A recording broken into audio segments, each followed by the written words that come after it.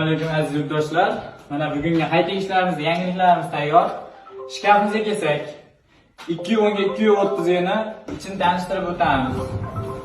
Ichida sepi mavjud, kalta kostyum shimlari uchun tayyor vishilkalari bor.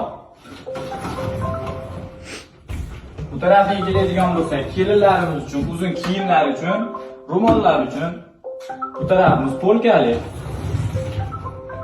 Kremomizga kelsak, kremomuz bo'yi 2 metrga 1.30, bitta tortmali, ikkita eshikli, davchi, sharner mexanizmlardan foydalanganmiz.